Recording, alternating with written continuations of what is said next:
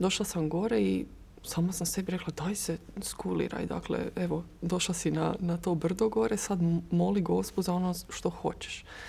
I molila sam i za dar majčinstva. Da postane majka i da se moj život koji je tu u tom poslovnom smislu dobio jedan veliki zalet, da se on zaokruži u tom jednom obiteljskom smislu, zapravo da dobijem djecu. Jel?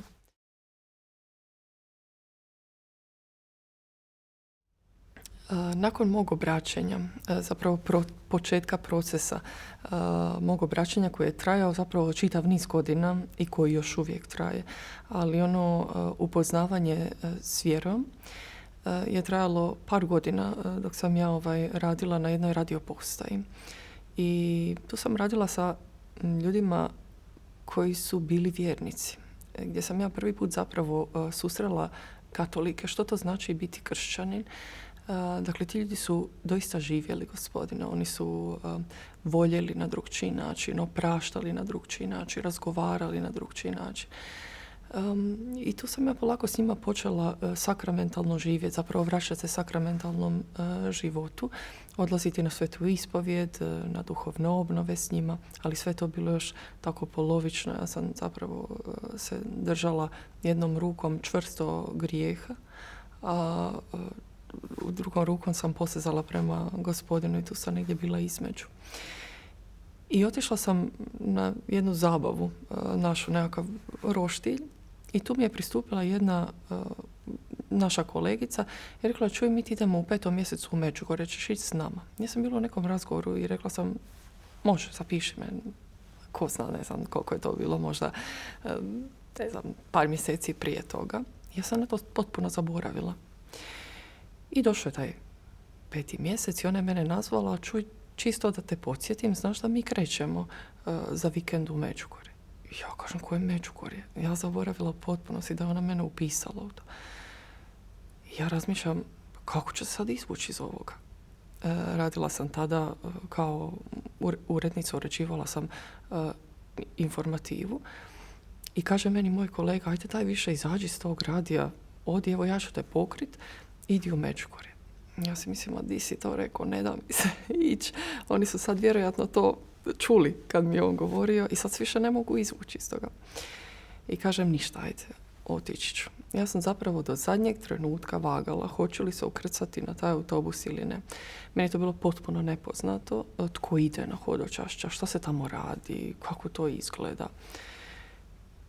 I znam da sam zapravo sjedila u toj robi u kojoj sam radila to jutro u štiklama i u nekakvoj kratkoj suknji i sjedila sam u kafiću sa svojom prijateljicom i rekla sam, gledaj Kristina, ja se neću ukrcati vjerojatno na taj autobus. Ajde, odi ti sa mnom pa ćemo mi vidjeti kakvi ljudi su unutra pa ću ja procijeniti. Ako to ok, ja ću ući, ako nije, neću. Mi smo došli ispred tog busa. Ženi koja me pozvala je vjerojatno došlo slabo u tom trenutku kad me vidjela kako ja izgledam. I ja rekao ništa. Ući ću u autobus. Ako oni budu nešto suviše molili ili tako nešto, ja ću se iskrcati. Ja sam do granice vagala hoću li izaći iz autobusa ili neću. Sve mi je to bilo previše. Previše krunica, previše molitve, sve prenaglašeno. Ja se u ovome ne mogu snaći. Gdje mi idemo? Ako vi ljudi ovoliko budu molili, ja ću se vratiti ispranog mozga na kraj. Svakakve misli su mi prolazile kroz glavu. I prošli mi tu granicu.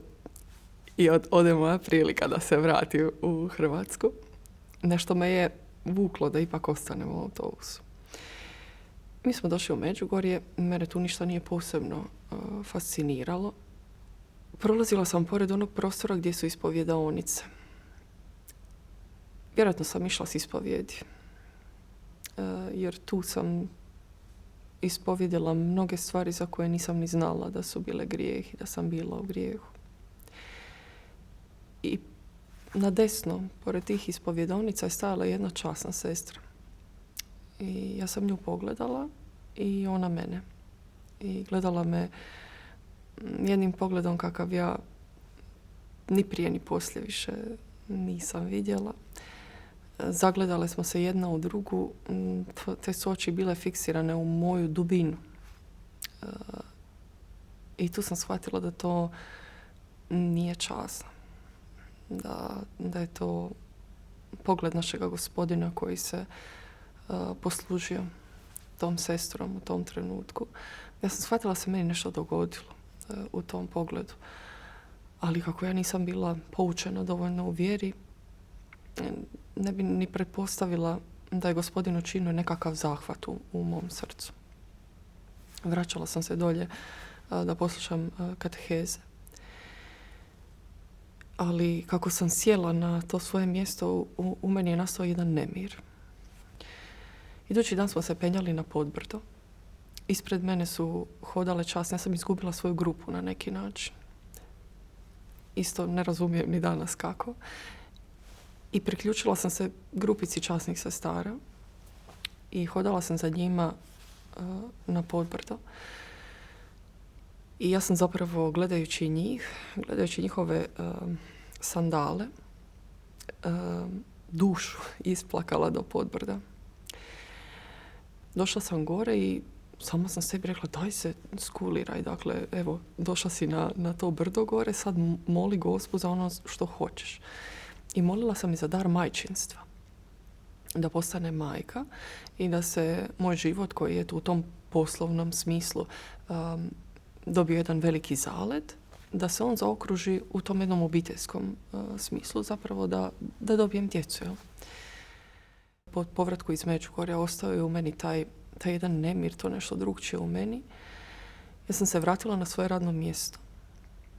Sjela sam na svoju stolicu koja je do onda bila, ja vam ne mogu reći, osim izvor mog života. Zato što je moj posao do tada bio moja pokretačka snaga. Ja sam sav svoj smisao vidjela u poslu i zapravo negdje od prije srednje škole sam krenula raditi u kazalištu i na radiju i sve što me pokretalo je bila umjetnost, politika, mediji. Ja za drugo nisam znala i nisam znala da postoji druga pokretačka snaga u životu. I ja bih tu stolicu, ja bih bila sjedila na toj stolici na radiju prije danima. Osobito kad bi bili izbori ili tako nešto. To ja ne bih spavala uopće. Sada ja sam došla, sjela i nisam osjećala više ništa. Hodala bi po našem Korzu, po našoj ulici, glavnoj rijeci i ja ne bih vidjela nikoga osim časnih sestara. I tu bi moje srce zatitralo onako kako je nekad titralo kad bih imala velike intervjue ili tako nešto. Bi, recimo, i nakon dugog niza godina u novinarstvu bi mi došla ta trema, recimo, nekakav senator ili netko dolazi i onda bi, sjećam se, to mi je baš bilo onako, srce bi mi lupalo, ne bi mogla disati, onako samo da taj intervju dobro prođe. I sad ništa. Dakle, dolazi premijer, dolazi predsjednik, ništa. Ne osjećam ništa, ni da trebam, ni onu malu tremu, hoću li to odraditi dobro ili ne. Ali vidim časno, ja sam gotova. I shvatila sam da nešto je drugčije, dakle, da se meni život potpuno presloži, da se meni srce promijenilo. Dolazim na kavu sa prijateljicom u svojoj odjeći koju sam, eto, slično nosila godinama. I ja kažem, znaš šta, ja ne mogu ustati ovakva prošetati po gradu nakon ove kave. Mene je sram. Dakle, imam kratku haljinu, kratke rukave. Sram me hodati, ja ti se neću moći ustati s ove kave. I znam tada smo zajednički otišle u nekakav prvi dućan i kupile meni dugu suknju i ona je tada rekla, tebi se u Međugorju nešto dogodilo, ti se vratila potpuno drugčije. Počeo je početak mog školovanja kod Gospe, Gospina Međugorska škola. U meni se sve presložilo.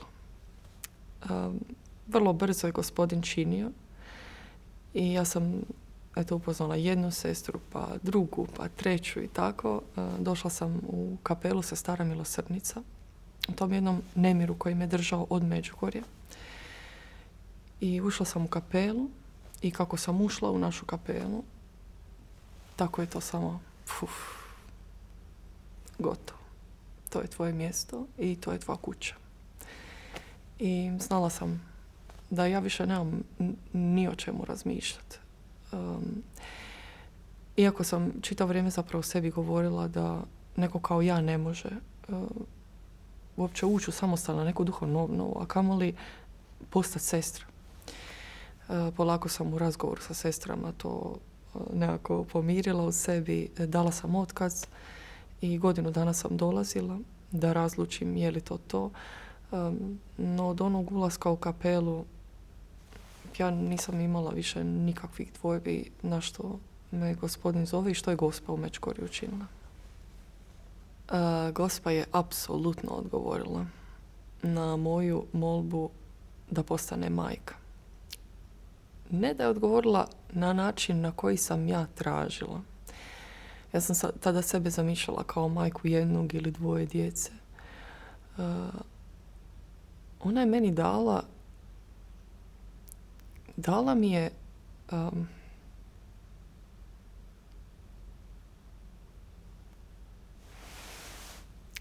dala mi je toliko djece.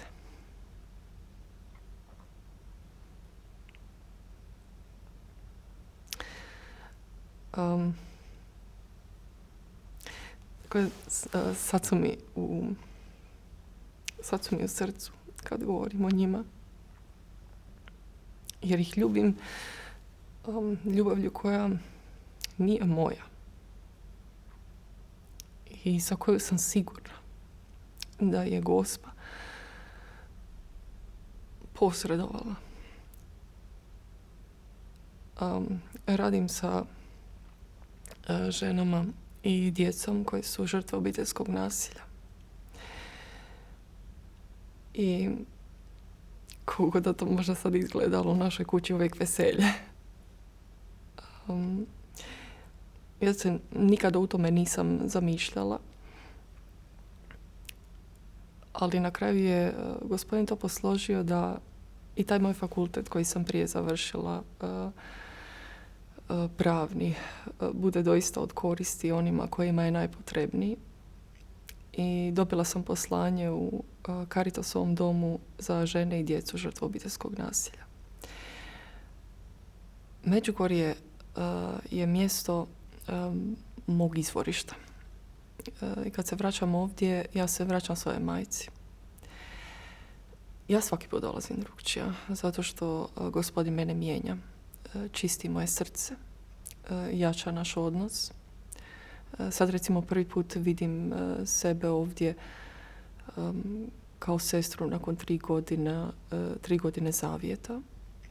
Vidim koliko sam ja drugčija i koliko je Gospodin puno na meni učinio. Koliko sam komplicirala, a koliko je zapravo naša Gospa jednostavna. Koliko je ta njezina majčinska ljubav jednostavna, sveta, koliko je darežljiva. Ja sam, evo, ovaj puta u Međugorju samo se divim. Ja se sad divim koliko je moja majka prema meni dobra. I koliko sam ja nula, ništa je ne mogu dati. Ne mogu joj čak ni onu sitnu vjernost koju obećam jedva ispunim do kraja. Post joj izbrljam. Neke te male stvari i onda vidim ovdje to ništa. Rukom odmahne i kaže, ali ja te ljubim. Bez obzira što ti meni, ne možeš ti meni ništa dati. Ja te ljubim i ljubim te kao da si mi jedino dijete. I ono što mi je posebno isto je to da je sada Međugorje mjesto u koje ja dolazim učiti služiti, učiti biti redovnica. I to učiti od naroda koji ovdje živi, učiti od Župljana Međugorja.